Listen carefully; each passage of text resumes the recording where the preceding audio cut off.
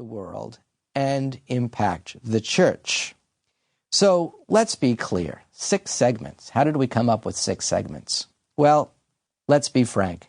If we had 60 segments, if we had 600 segments, I don't think that we could adequately cover the life of Karol Wojtyła and the papacy of John Paul II. So guess what? We're not even going to try. We're going to do what some people call counter-programming. We're going to look in a small way in 6 segments at big pictures. That's how I designed this program. And it is based in part on some of the work that I did as John Paul II took his final journey to his death in April of 2005. And people were asking, what's the big picture? To use some modern media language, what's the takeaway of this papacy?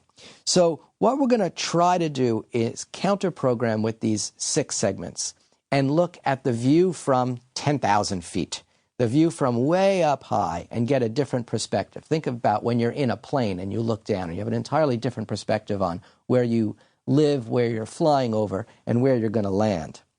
And so this papacy reminds me of the life of Mother Teresa, and it reminds me of the life of Francis of Assisi in the 13th century in this way.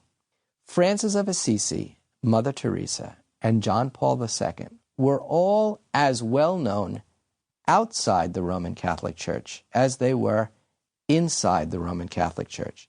That's remarkable, absolutely remarkable.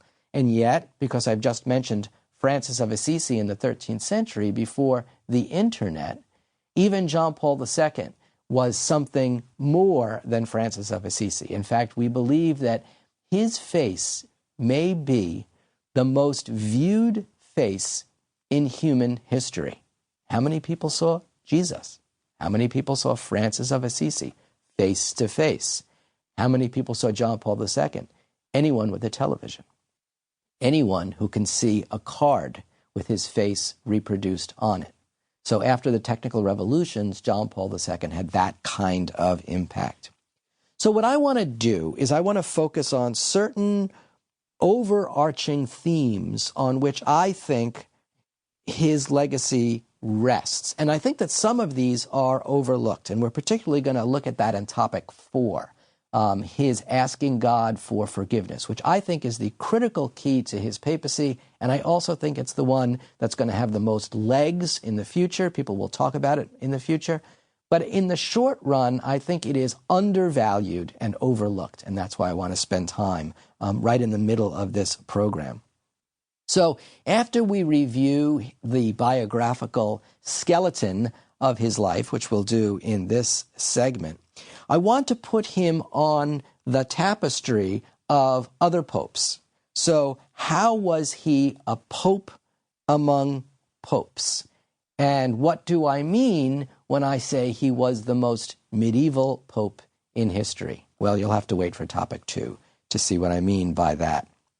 And then we're going to explore his legacy as a teacher and a preacher, because I think he conceived of himself as the world's bishop. And bishops are charged with sanctifying, with teaching, and with preaching. Absolutely critical tasks. And I think he took those tasks to heart as this is my job in this big evangelizing kind of rubric. And then we're going to look at that question of asking God for forgiveness. And having looked at his role as a theologian and a philosopher, and then giving us this guideline for asking for forgiveness, that's a lesson in humility. That's a lesson in virtue. And then I want to transition to the next logical step, and that is particularly asking for forgiveness for the role that Christians played against Jews in history. In fact, Pope John Paul II is the most important and positive pope for the Jewish-Christian relationship in history. Even I, as an historian who want people to wait before they make statements like that, feel comfortable making that statement. A pope for the Jews. And there the story begins not with John Paul II, but with John